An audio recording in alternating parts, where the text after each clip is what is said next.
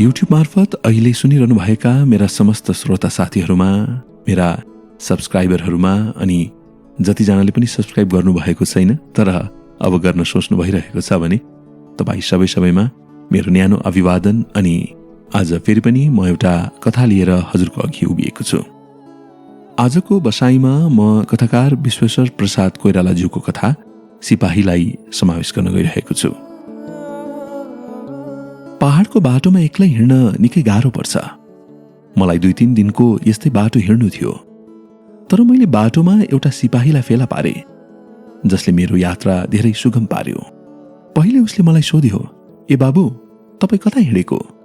एउटा परिचितले बोलाए झै पछिबाट हकार्यो। मैले फर्केर हेरे, एउटा सिपाही फौजी पोसाक लगाएको आफ्नो सानो डेग छिटो छिटो अगाडि बढाउँदै मनेर आइरहेको थियो। फौजी सिपाहीको नृशंसताका सम्बन्धमा मैले धेरै सुनिराखेको थिएँ। त्यसो हुनाले सिपाहीसँग साथ आउन सानो उत्तर इलाम दिएर म अगाडि बढे। तर तबसम्म त्यो मनेर आइपुगेको थियो। ओहो, हाँस्दा सुनको पाताले बाँधेको अगाडिको दाँत प्रकाशमा टल्क्यो। म पनि उतै जान लागेको छ। आज दिनभरि त साथै हुने भयो, हगी दाइ? बडो लापरवाहीसँग त्यसले भन्यो। कालो कोट, फौजी टोपी, खाकी प्यान्ट। त्यसको कालो कोटको जेबबाट एउटा सस्तो फाउन्टेन पेनको क्लिप पनि टल्किरहेको थियो। क्वीन एन्ड घडी पनि त्यसको नाडीमा बाँधिएको थियो। जो उसले हात उठाउँदा बोल्दाखेरि बीचबीचमा हात उठाउने उसको बानी थियो, देखिन्थ्यो। एउटा ठूलो रातो रुमाल आफ्नो घाँटीमा त्यसले बेरिराखेको थियो। म त सिपाही हुँ, तर तपाईँ? ईश्वरले झुट्टा नबोलाए तपाईँ विद्यार्थी हुनुहुन्छ, होइन के? मैले हाँसेर स्वीकार गरे। कुरा यो हो, के कस्तो हो, के काम गर्छ, म उसको पहिरनबाट, उसको कुराबाट भन्न सक्छु। तपाईको रगत खाने आजसम्म मैले धोका खाएको छैन, कमसे कम यस विषयमा। म पढ्न लेख्न जान्दिनँ। आफ्नो दस्तखत महिनावरी लिने बखतमा गर्न सक्छु र रामायणसम्म बाँच्छु। मैले यति पढ्न पनि ब्यारेकमै सिकेको, तर पढ्नमा नै लागेको भए तपाईँ जस्तो दुब्लो पातलो हुने थिए। त्यसका कुरामा अब मैले आनन्द पाउन थाले। त्यो बाटोमा सबसित परिचित जस्तै कुरा गर्थ्यो। कता हिँडेको? मान्छेहरू त्यसको फौजी आकृतिका डरले केही भन्न सक्दैनथे। कुनै छिप्पिएकी उमेरकी स्वास्नी मान्छे भेटाएमा त्यो उसलाई सासूको उपाधि दिन्थ्यो र ती सासूका छोरीहरूको स्वास्थ्यको विषयमा सोध्थ्यो। तपाईँकी सानी छोरी कस्तो छ? भन्नुहोस् न मेरो मन परेकी सासू। त्यो मेरो विषयमा जान्ने इच्छा नै राख्दैन थियो। आफ्नो कुरा भन्नलाई नै फुर्सद पाउँदैन थियो। मेरो विषयमा के खोजी नीति गरोस्? म क्वेटा छाउनीमा छु। त्यहाँ गएको धेरै दिन भयो। मेरी एउटी दुलही पनि छ, तर यतै पहाडतिर। त्यो रोगी र बेकामी छ, तैपनि 2वटा छोराछोरी भइहाले। म घर नगएको धेरै दिन भयो, जाने इच्छा पनि छैन। मेरी दुलही निश्चय नै आकर्षित गइसकेकी होली। छोराहरू पनि गुण्डा भइसके होलान्। सानो चाहिने छोरो चलाक जस्तो थियो, त्यसलाई पढाउने मेरो ठूलो ख्वाइस थियो। तर को दुःख बेसोस्, मेरो बाबुले मलाई पढाएनन्, तर पनि मजासँग छु। क्वेटामा नै एउटी दुलही खोजिहालेको छु, जहाँ बसे पनि मन लाग्ने कुरा हुनुपर्छ। सिपाहीको कुरा सुन्दा निकै आनन्द पाइन्दो रहेछ, किनभने त्यो केही कुरा पनि नलुकाई खुलासा भन्दछ। के कुरा लुकाओस्? मैले निकै गम्भीर विद्यार्थी झै सोधे, तर तिमीहरूको सैनिक जीवन कस्तो हुन्छ नि? आहा, तपाईँले पनि के सोधेको? तपाईँको मासु खाने बडो मजा हुन्छ। तपाईँहरूलाई परे जस्तो पीर हामीलाई पर्दैन। खुब मजा गर, हाम्रो अफिसर पनि यही भन्छ। अहिले म त्योसँग छुट्टी लिएर यता आएको। हालैमा लडाई हुने कुरा छ। त्यो हुनाले यता रङरुट तयार गर्न आएको हुँ। कि जात नहोला, 6वटालाई फसाइसकेको छु। सिपाही बन्नाले दुधको कुल्ला गर्न पाइन्छ, खसीको टाउको चम्का राख्न पाइन्छ। फसाउनु के हो? उनीहरूको उद्धार गर्नु हो। आफ्नो देशको निम्ति सिपाहीहरूको आवश्यकता छ। सिगरेटको धुवाँ मुखबाट निकाल्दै भन्यो, लडाईँमा मर्नाले सोझै स्वर्ग पुगिन्छ। यसबेला त्यसको मुख गीता पाठ गर्ने मानिसको जस्तो गम्भीर भयो। त्यसको चाखलाग्दो कुराले बाटो सजिलैसँग बितिरहेको थियो। त्यही समयमा घाँस काटेर फर्कन लागेकी केटीहरू सामनेतिरबाट आइरहेका थिए। आँखा झिम्काउँदै त्यसले भन्यो, पर्खनुहोस् है, म अब यिनीहरूलाई जिस्काउँछु। अगाडि बढेर पहिले त त्यसले उनीहरूलाई सलाम गर्यो, पछि कुन्नी के भन्यो। त्यसको कुरा सुनेर अरू सबै त धत भनेर आफ्नो बाटो लागे। तर एउटीले घाँसको भारी भुइँमा फ्याँकी र कम्मरमा हात ल्याएर आफ्नो सारा शरीर हल्लाउँदै दाँत देखाई देखाई त्यसलाई गाली गर्न थाली।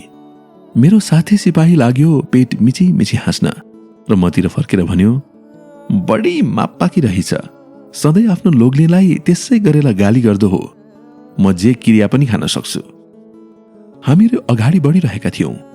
यो केटीहरूलाई बुझ्न साह्रै गाह्रो हुन्छ। म पनि एकचोटि एउटाको फन्दामा परिसकेको थिएँ।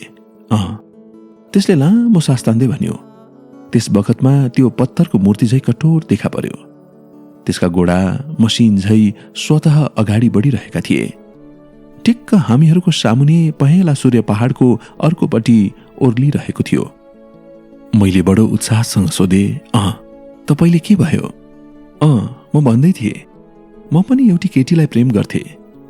कसरी म त्यसको प्रेममा परे मलाई थाहा छैन। त्यससँग कति दिन मैले हाँसी खेली बिताए। एक दिन आइतबार मैले आफूलाई त्योसित प्रेम गर्न थालेको पाएँ। त्यस दिन मलाई बिदा थियो। साँझ पर्न साथ म दौडी दौडी त्यस कहाँ गए। त्यसको सास बेगसित चल्न थाल्यो। त्यस दिन त्यसले नीलो गाउन लगाएकी थिए, पोडे। त्यस दिन त्यो निकै राम्री भएकी थिए। ठिक त्यही समयमा हामीहरूलाई उकालो लाग्नु थियो। पर्खनुहोस्, 2वटा उखुको लाँक्रा किनेर ल्याउँछु।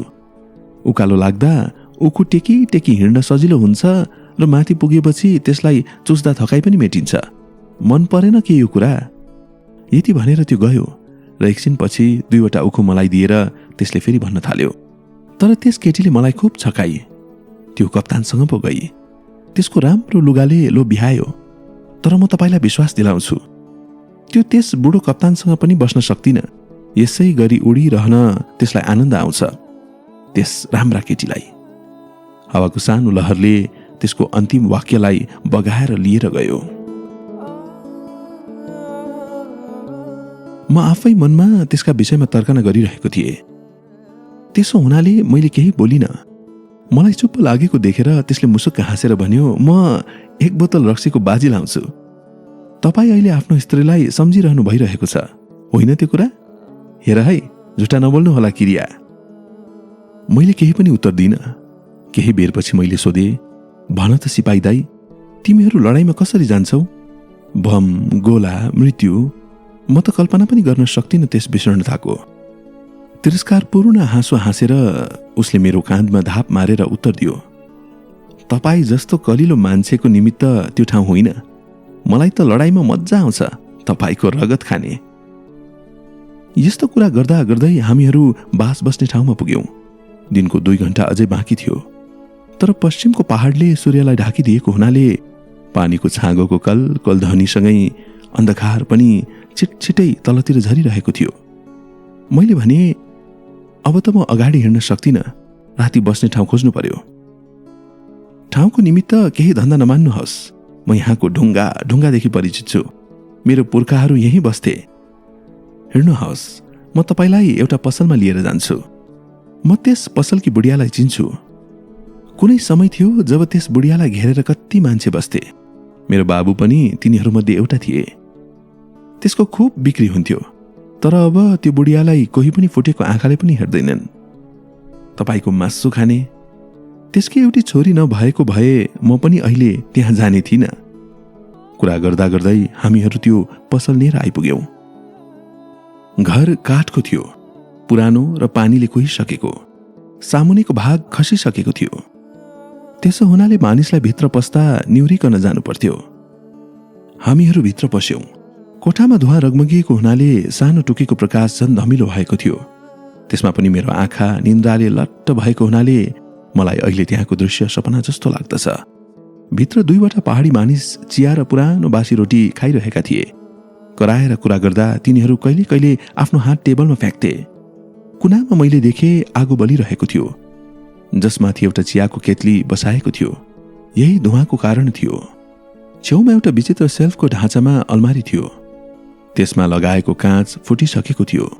त्यसो हुनाले त्यसभित्र रहेको लिली बिस्कुटको पुरानो टिनको डब्बा अरेन्ज पिकोको खाली डब्बा र 2-3 गिलास देखा पर्थे। एउटी मोटी बुढिया आफ्नो कुहिनो टेबलमा टेकाएर ती 2 जना पहाडीको कुरा ध्यानपूर्वक सुनिरहेकी थिए। कहिले कहिले खित्का छोडेर हाँस्थे र बीचबीचमा केही बोलिहाल्थे। त्यो कोठामा प्रवेश गर्दा सिपाही अगाडि अगाडि, म पछि पछि थिए। सिपाहीलाई देख्ने बित्तिकै त्यो बुढिया उभि र तलदेखि माथिसम्म त्यसलाई हेरेर भनी, आच्छे कताबाट बाटो बिर्सेर? बाटो बिर्सेर होइन हौ, तिम्रो छोरी खोइ नि। आफ्नो दुवै हात हल्लाउँदै त्यो कोठाको स्वामी झै यताउता टहल्न थाल्यो। छोरी त बाहिर गएकी छ, अब आइपुग्ने बेला भयो। तपाईले त हामीलाई पटक्क बिर्सिनु भएछ।